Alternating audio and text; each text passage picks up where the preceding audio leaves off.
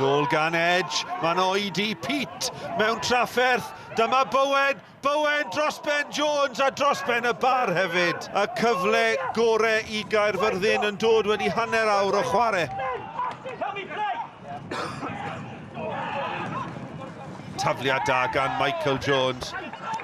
A tackle bwysig gan Jordan Nott, Walters ac Bowen.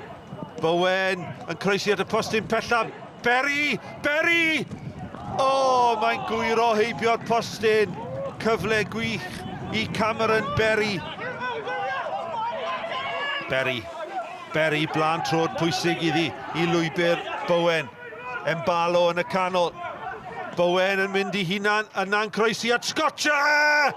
O, mae heibio'r postyn am gyfle I Elliot Scotcher. Cyfle I Arsan i'w thaflu ddi'r canol. Mae'n gwneud hynny hanner cyfle falle. Mae'n torri I Simpson a draws gwyddw i'w gol a neb yno i'r derwyddon I rwydo. Cartwright ar croesiad. O, tackle uchel. A mae hwnna'n tackle wyllt reit o'n blaenau ni. Ac mae'n gerdyn coch. Neil Ashton, capten y derwyddon yn wyllt gyda'i tackle reit o flaen y pwynt sylwebu. Y drosedd ar Calilo Embalo. Yn I daflu na'n mewn ar y chwaraewr ryngwladol o Guinea-Bissau. Caerfyrddin yn hoff iawn o'r dactig yma o greu wal o flaen wal. Scotcher! O, mae'n wych! Gan Elliot Scotcher! I drydydd o'r tymor y gicrydd yn gampus. Wel am gol I ennill unrhyw gêm. Campus gan Scotcher, yr hen air ar y blaen. Caerfyrddin 1, y derwyddon dim. Christian, a huge 3 points for your team and so important to have struck back following Penabon's win last night. Yeah, it's about us. So we can't affect anybody, what anybody else does, just ourselves. And I've said that from the minute we came in.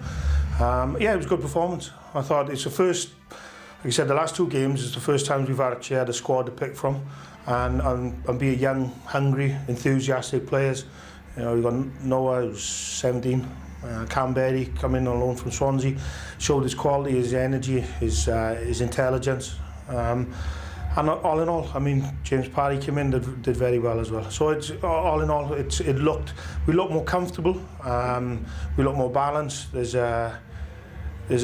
Yeah, I thought up until, believe it or not, the sending off and when we scored was actually we were very, very comfortable up until then. You're never happy when you get beat, you know, and the boys are disappointed in there. But you know, I'm new in, I've got new ideas, and I have to take a lot of responsibility, all the responsibility for life, for not winning the game because I picked the team, so it's you know that's down to me.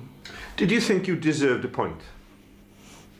Yeah, I thought at times we controlled possession well and we used the ball well. I think we need to be braver and try and play a bit more football at times for sure. Did I think we deserved the point? Yes, I did.